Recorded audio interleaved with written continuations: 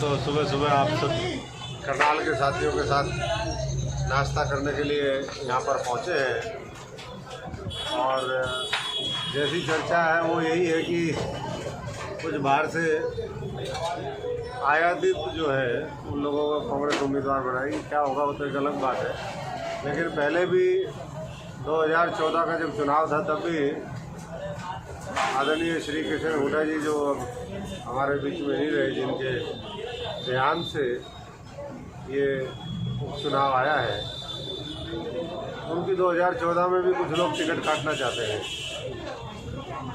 लेकिन उस समय भी हमने स्टैंड लिया तो उनको टिकट मिली थी। और अब जब उनके उससे आकस्मिक निधन से ये सीट खाली हुई है तो सबसे पहले तो हक बनता है परिवार का, लेकिन कुछ लोगों को कुछ लोग पसंद नहीं आते, वो हमेशा उनके हितों के ऊपर प्रहार करने का काम करते हैं। बाकी तो आगे देखेंगे, लेकिन साथ साथ भाजपा और कांग्रेस साठगांठ करके चुनाव लड़ रही है, ये मैंने पहले भी कहा है और आज उन्हीं की वजह से ये सरकार भी है। इस चुनाव में भी जो साठगांठ का नतीजा है वो जल्दी आपके सामने आएगा, लेकिन जो मेहनत कर रहे हैं वहाँ पर लोग और जिनको लोग चाहते भी हैं, ये भारतीय जनता पार्टी भी उनकी पूरी तरीके से अनदेखी करेगी। पहले बड़े सुरजेवाला जी जब जिंदा थे वो कहते थे कि भाई कांग्रेस बच्चा खानी पार्टी है, तो उसमें कांग्रेस के यानी कि एक नौजवान पीढ़ी तैयार थी, बड़े बड़े नेता थे, और उस कॉन्टेक्स्ट में वो कहते थे बड़े जो नेता हैं जो कई दशक से बैठ जाते हैं वो नई जनरेशन को आने नहीं देते। अब भारतीय जनता पार्टी में भी यही शुरू हो गया। अब योगेश्वर दत्त उनकी नौकरी छुड़वा ली, एक बहुत बढ़िया खिलाड़ी रहे, लेकिन आज उनको भी दर धोकर वहाँ ठोकर खानी पड़ रही है। बता रहे कि वो आज खिलाड़ियों को लेकर के पहुँचे। ये नौबत क्यों आई? ये नौबत इसलिए आई कि भाजपा और कांग्रेस की साठगांठ हो रही है, उस बेचारे की टिकट कट रही है। और मेरे जो सूत्र कह रहे हैं वो तो ये कह रहे हैं कि रामविलास शर्मा वहाँ से भारतीय जनता पार्टी के उम्मीदवार होंगे। तो इस तरीके से अगर मिल करके चलता रहेगा तो मैं समझता हूँ कि ये ना हरियाणा के हित में है ना लोकतंत्र के हित में है, और इसीलिए कांग्रेस सड़कों के ऊपर दिख नहीं रही। राहुल गांधी जी के दौरे जो 3 दिन के थे मात्र 3 घंटे में ख़त्म करवा दिए। इतने निकम्मे कांग्रेसी नेता हैं यहाँ पर, ना तो भीड़ इकट्ठी कर पाए और ना जो है वो तरीके से आपस की जो गुटबाजी है, अनुशासनहीनता है, ये तो कांग्रेस के अंदर ट्रैक्टर पे तो सभी खेमे सवार थे। नहीं, सभी खेमे क्या, आपने देखा होगा राहुल जी को उन्होंने एक ट्रैक्टर पे आने के चक्कर में, सीट पे बैठने के चक्कर में था, राहुल जी ने उनको कहा कि भाई दूर रहो। सब कुछ धक्का ज़बरदस्ती से नहीं चलता। आपने राज्यसभा ले ली, आपने और धक्के से वो कर ली, भाजपा से आप मिले हुए हो, तो ट्रैक्टर की तो वो सारे वीडियो वायरल आप लोगों ने देखे हैं। लेकिन आज कांग्रेस को सड़कों के ऊपर होना चाहिए था। पंजाब में देखो सड़कों के ऊपर है। पंजाब में वहाँ की सरकार ने, मुख्यमंत्री जी ने फैसला किया कि एक स्पेशल सत्र आएगा। ये कृषि जो कानून आए हैं, नए कानून जिनको कह रहे हैं, इनको लेकर के लोग सड़कों के ऊपर है। लेकिन अब यहाँ हरियाणा के अंदर भी विशेष सत्र बुलाया जाना चाहिए। अभी थोड़ी देर पहले उन्होंने घोषणा करी है कि विशेष सत्र आएगा, और ऐसा ही अगर किसान हितैषी वाक्य में है तो कांग्रेस को दबाव बनाना चाहिए विशेष सत्र के लिए। नहीं तो इसी तरीके से किसान, मजदूर, गरीब आदमी मारा जाएगा। व्यापारी खत्म हो गया। बांग्लादेश भारत की अर्थव्यवस्था से आगे बढ़ने की कगार पर है, जीडीपी के हिसाब से जो प्रोजेक्शन IMF का आया है। तो बहुत सी चीज़ें हैं। पिछले चुनावों में सर अशोक तंवर ने जेजेपी का साथ दिया था, लेकिन जेजेपी के दुष्यंत चौटाला जो है बीजेपी में शामिल हो गए, तो उसका दुख आपको भी हुआ होगा कहीं ना कहीं? हमें तो दुख जब लोगों के काम नहीं होते, लोगों के हित में अच्छे फैसले नहीं होते, तो दुख तो होता ही है। लेकिन उस समय की जो एक हमारी भी मजबूरी थी कि कहीं ना कहीं, क्योंकि इतनी मेहनत सब लोगों ने की थी और सब साथियों का मानना था कि जो लोग हैं उनको आने वाले समय में अच्छे लोगों को, युवाओं को मौका दें। तो हमने युवाओं को समर्थन दिया था। भी और भी बहुत लोग थे, इंडिपेंडेंट्स भी थे, और जो कांग्रेस में लोग हमारा साथ देते थे, हमने उनका भी साथ दिया था। वो बहुत स्थिति बदल गई है और आने वाले समय में हम तो कह ही रहे हैं कि हरियाणा और ये देश विकल्प चाहता है। इन दोनों पार्टियों से छिप चुका है। ये मिल करके मिली भगत के साथ जिस तरीके से जनता के साथ विश्वासघात करते हैं वो कहीं भी नहीं। और देखो सबसे बड़ी बात, मीडिया का स्पेस लेने के लिए ये क्या करते हैं, आपस में मिल करके कहते हैं तुम मेरे खिलाफ बोलो मैं तुम्हारे खिलाफ बोलूँगा। एक दूसरे को कह रहे हैं कि वो चुनाव लड़ ले, उसने विकास किया, तो वो कह रहे हैं उसने चुनाव लड़ा है तो वो लड़ ले। मैं दोनों को चुनौती दे रहा हूँ, आज भी समय है, सोच लो। अगर चुनाव ये लड़ेंगे दोनों, पूर्व मुख्यमंत्री और वर्तमान में मुख्यमंत्री, तो भाई अशोक तंवर भी कल ही मैदान में पर्चा भरेगा, कल नहीं तो परसों भर देगा, लेकिन मैदान में पर्चा भरेगा और दोनों का विकास देख लेंगे हम कितना विकास किया। बड़ौदा का बहुत बुरे हालात है, कोई सड़क नहीं है, सड़क के नाम पे गड्ढे ही गड्ढे हैं और कुछ नहीं है वहाँ पर बड़ौदा में। एक दो कोई सड़क को अगर हम छोड़ दें तो मैं तो वहाँ पर दर्जनों सड़कों से पीछे मैं दौरे करके आया, एक दो बार सोनीपत जब गया, बड़ौदा गया, कोई विकास वहाँ पर दिखाई नहीं दिया।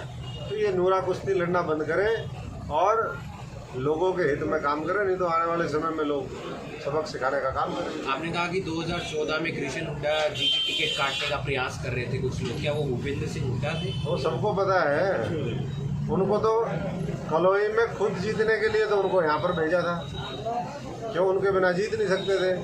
अब बेचारे वो सड़क से दार गए तो उनके जो है संतान से, उनके बच्चों से बदला लेने का काम कर रहे हो। इनका काम एक ही है कि जो थोड़ा सा मजबूत हो तो ठिकाने लगाओ।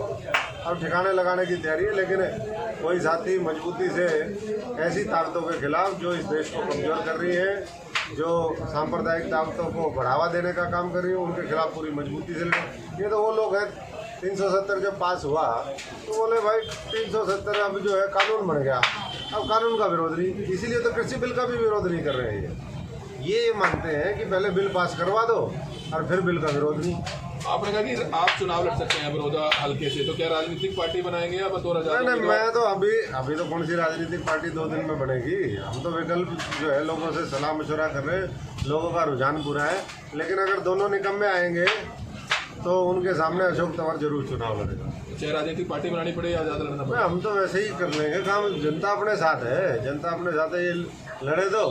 और बाकी तो ये देखो मैं सर्जन हूँ राजनीतिक, डॉक्टर अशोक ऑपरेशन करने की तैयारी में लगता है पूरा। मैं तो आया हूँ, लिटा दो जिसको लिटाना है उसकी पूरी सर्जरी करके जाएंगे। चाहे करनाल वाला हो, वही मैं कह रहा हूँ, चाहे करनाल वाला हो चाहे कोई बाहर वाला हो, पूरी सर्जरी होगी और जनता भी करेगी। जनता को सिर्फ ये समझाने की वो है, कई बार भ्रांतियाँ होती हैं और भ्रांतियों के साथ साथ विकल्प की कमी होती है, जिसकी वजह से लोग सही फैसला समय पर नहीं ले पाते। उनको समझाएंगे, अगले बड़ौदा चुनाव में भी समझाएंगे, बड़ौदा के बाद भी समझाएंगे और आने वाले समय में इनका दोनों का मिली भगत का पर्दाफाश करेंगे। सर, भाजपा कांग्रेस में साठ-गांठ है, आप बता रहे हैं। हाँ, तो जनता के सामने क्या विकल्प है?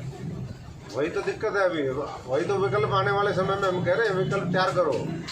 विकल्प तो अभी कुछ होता नहीं, तो तभी तो एक दूसरे के दोनों की कमियां। जब एक बात बताइए, विपक्ष का जो नेता है वही उनके साथ साठ-गांठ करके चुनाव लड़े, तो फिर क्या बचेगा उस पार्टी में, क्या उस पार्टी का भविष्य होगा?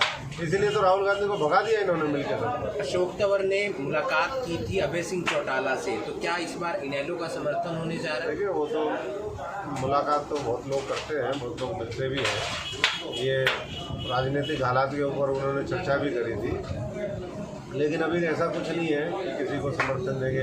हम तो सबसे पहले जो वहाँ स्थानीय जो साथी है, कोई ऐसा उम्मीदवार जो सबका साझा होगा, पंचायती उम्मीदवार होगा, अगर वैसा कोई अच्छा उम्मीदवार आता है तो सबसे पहले हमारी प्राथमिकता वही होगी। बाकी तो समय है, हालात जो बनेंगे। अभी तो कौन कौन कैंडिडेट होगा अभी तो कयास लगा रहे हैं। अब सूत्रों ने बताया मेरे को कि रामविलास शर्मा अगले उम्मीदवार होंगे।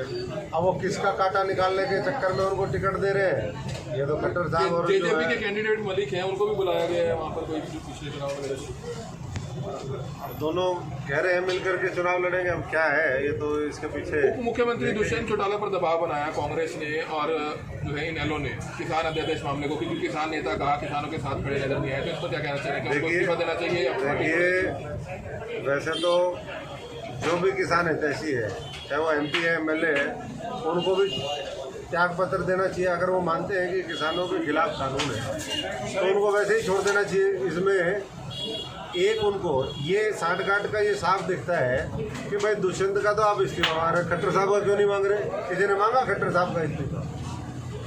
40 सीटें उनकी 10, मांगना तो दोनों से मांगो ना, एक से क्यों मांगते हो? ये साठ गांठ करके चुनाव लोग लड़ रहे हैं, साठ गांठ करके राजनीति कर रहे हैं और हरियाणा का और इस देश का इसीलिए बेड़ा गर्क कर दिया है। कंवर साहब, आप कौन सी पार्टी को पसंद करते हैं? मैं तो किसी को भी नहीं करता इनमें से। तो कैसे विकल्प ढूंढ विकल्प तैयार करेंगे, लोगों के साथ मिलकर विकल्प तैयार करेंगे। कोई पंचायती उम्मीदवार आएगा उसको हम समर्थन पार्टियों देंगे। में से होगा या पंचायती उम्मीदवार पार्टियों का नहीं होता। पंचायती उम्मीदवार तो लोग मिल करके, वहाँ की पंचायतें हैं, वहाँ की घाप है, वहाँ के अच्छे लोग हैं, वो मिल करके अगर कुछ फैसला लेते हैं। अभी भी 2 दिन बचे हुए हैं, देखते हैं। रणदीप सिंह सुरजेवाला को आप किस तरीके से देखते हैं? उन्हें भी महासचिव वगैरह भी बनाया गया। मैं वही तो कह रहा था अभी, भाई हमने भी तो रणदीप सुरजेवाला को चुनाव लड़वाया था, वो भी तो एमएलए था। ये दोनों क्यों नहीं लड़ते? एमएलए है, इनको कहते इस्तीफा दे, इस्तीफा दे, बिना इस्तीफा दे लड़ लो और बनो फिर रणदीप सुरजेवाला। सर, प्रदेश में क्राइम की स्थिति काफी खराब है, इस बारे में क्या कहना है? प्रदेश में तो जगह जगह, प्रदेश नहीं पूरे देश की आज अगर कानून व्यवस्था की स्थिति की बात करें तो हाथरस से लेकर के बलरामपुर हरियाणा के अंदर जब हाथरस चल रहा था, कई बार चीज़ें नोटिस नहीं होती। गुड़गांव के अंदर रेप की घटना हुई, तब की किसी को पता ही नहीं। ऐसे ही आए दिन कहीं ना कहीं जो अपराध हैं महिलाओं के खिलाफ वो बढ़ते जा रहे हैं। जुल्म जातियाँ वो गरीब के ऊपर, शोषित के ऊपर, पीड़ित के ऊपर ये सरकार कर रही है। और जब विपक्ष ही नहीं है तो फिर कौन उनको बचाने वाला है? लोगों का कहना है, सोचना है कि कांग्रेस को जो नुकसान हुआ है वो आपकी पार्टी छोड़ने की वजह से हुआ है। आपका क्या कहना है इस बारे में? देखिए, ये तो लोग तय करते हैं, धीरे धीरे सबको पता चलता है। हम तो ये कहते ही थे कि 5 साल 8 महीने हमने मेहनत करी, हमारे साथियों ने करी, और जब कोई छोड़ के जाएगा नुकसान तो होगा ही। वहीं सर लोगों का कहना है कि इतनी मेहनत करने के बाद एकदम से पार्टी से हाथ खींचना, तो कांग्रेस को नुकसान हो गया। नुकसान तो होगा। जो बीजेपी के मुखबिर हैं, जो आज कांग्रेस में उनके एजेंट के तौर पे काम कर रहे हैं, तो फिर उनको भी कैसे बर्दाश्त कर लें? सर, बड़ौदा चुनाव दोबारा दौड़ेगी? साइकिल भी दौड़ेगी, मैं भी दौड़ूंगा, आप सबको भी दौड़ाऊंगा। बड़ौदा चुनाव के नतीजे लगता है कि आने वाली राजनीतिक पार्टियों का जो भविष्य है या 4 साल बाद जो चुनाव होंगे उसका तय करेगी। देखिए, ये बड़ौदा तो भारतीय जनता पार्टी को जिता दिया कांग्रेस ने, इससे कुछ तय नहीं होना। उपचुनाव में पैसा पावर का इस्तेमाल को बहुत होता है। वो तो खूब कर रहे हैं। जो उन्होंने जो जींद में खाए थे, आज भी जींद वालों से जा करके पूछो, बड़ौदा से कोई ज़्यादा दूर नहीं है। बड़ौदा वाले एक दिन जाके थोड़ा सा दौरा करके आ जाए जींद का, तो उनको पता चल जाएगा कितने झूठे हैं भारतीय जनता पार्टी वाले और झूठों के साथ क्या करना चाहिए। लेकिन कई बार उसके बावजूद भी मैं समझता हूँ कि जब जो मेन मुख्य विपक्षी दल है, दिखाने में मुख्य विपक्षी दल है नहीं विपक्ष में कहीं, वो जब वही उनको जिताना चाहेगा तो फिर कौन उनको वो करेगा? बदलाव क्या बदलाव करेंगे? जिनके जेब में 1-1 लाख करोड़ रुपए हैं, हजारों करोड़ रुपए के जिन्होंने भ्रष्टाचार करे, उनको बदल सकते हैं, उनको हटा सकते हैं क्या? एक गुलाम जाने से दूसरा गुलाम आने से कुछ फर्क पड़ना है? कोई फर्क नहीं पड़ता। DNA की मास्क है क्या? आप हर रंग का मास्क है, कुछ इशारा कर रहा है क्या? नहीं, हरा रंग का क्या, ये तो सर्जरी का है। मैं डॉक्टर हूँ, राजनीतिक डॉक्टर अशोक दर। हम ये इशारे नहीं करते। मैं ऐसा आदमी नहीं हूँ कि जींद चुनाव में रणदीप सुरजेवाला को हराने के लिए मैं कप प्लेट में चाय पी जाऊँ। अरे कप प्लेट लाओ भाई, कप प्लेट। तो कांग्रेस के लोगों की वजह से ही हारे थे? तो बिल्कुल हारे थे, इसमें शक क्या है? बताओ किसने काम किया? मैं तो 22 दिन था, नहीं तो भाई की जमानत जब्त करवा देते हैं लोग। तो सर सवाल भी मेरा यही था कि आपकी छोड़ने की वजह से कांग्रेस को नुकसान हुआ। अरे भाई, जब कांग्रेस पूरे देश को नुकसान कर रही है तो कांग्रेस का नुकसान देखे, देश का देखे, जनता का, किसान मजदूर का, गरीब का वो देखे। नौजवानों की बेरोजगारी बढ़ती जा रही है, उनका दर्द कांग्रेस के दर्द से ज़्यादा बड़ा है, हमारे सबके दर्द से बड़ा है। और उस दर्द को दूर करने के लिए हम पूरी मजबूती से और ज़्यादा ऊर्जा के साथ निकले हुए हैं। कंवर साहब, हरियाणा सरकार दे धड़ाधड़ प्रोजेक्ट ला रही है वहाँ पर, तो क्या लगता है कि बड़ौदा की जनता सरकार के बहकावे में आ जाएगी? इनको, खट्टर साहब को या इनकी सरकार को ये नहीं पता था कि बड़ौदा भी पहले भी इस हरियाणा में है, इसी धरती पे है। तब इन्होंने 6 साल इनकी सरकार को लिए, पहले 10 साल एक राज कर गया। और बड़ौदा का हाल देख लो, तब वहाँ के लोगों को यूनिवर्सिटी की जरूरत नहीं थी, तब वहाँ के लोगों को IMT नहीं दिखाई दी थी, तब इन्होंने क्यों नहीं IMT। आज कह रहे हैं घोषणा हम यूनिवर्सिटी बनाएंगे, IMT बनाएंगे। IMT खरखोदा जो नज़दीक है, KMP पे है, हाईवे पे 10 साल हो लिए घोषणा करे हुए, आज तक वो तो बनी नहीं इनसे। ये IMT एक डिस्ट्रिक्ट में 2 बना देंगे। अरे झूठ बोलो तो कम से कम ठीक तो बोलो, मोदी की तरह तो बोलो, जिसमें थोड़े दिन के लिए लोग विश्वास कर ले, बाद में तो वो भी एक्सपोज होना है। अब 20 लाख करोड़ रुपए कहते थे हम देंगे कोरोना के टाइम में, 70 लाख से 74 लाख क्रॉस कर गए लोग, 75 लाख कोरोना पॉजिटिव केस हो गए भारतवर्ष में, लेकिन 20 लाख करोड़ तो कहीं आया नहीं, कई सड़कों पे दिखता नहीं। आखिरी में लोगों ने भाई अपने घर में इम्यूनिटी बढ़ाई, एक्सरसाइज करी, दोबारा मैदान में निकले, तो अब कुछ थोड़ी सी अर्थव्यवस्था कोई गाड़ी चलनी शुरू हुई है, वरना तो मार दिया था इन्होंने। तो मंडियों में देखो क्या हाल कर दिया। और ये बिल भी अडानी अंबानी और 1-2 और जो है इस तरीके के लोग, इनको फायदा देने के लिए लेके आए, किसी और के लिए नहीं लेके आए। और आने वाले समय में जो कुछ करेंगे, जैसे गीता पे शपथ रखते हैं ना, ऐसे ही मोदी जी ने शपथ ले रखी है और उनके चेले सारे उसको इम्प्लीमेंट करते हैं, चाहे वो मुख्यमंत्री हो अलग अलग प्रदेशों के, कहते हैं गीता पे रख के मैं कसम खाता हूँ, जो कहूँगा, सच के सिवा कुछ नहीं कहूँगा। ऐसे ही इस सरकार ने संविधान के, जो बाबा साहब का संविधान था, उसकी कसम नहीं खाई।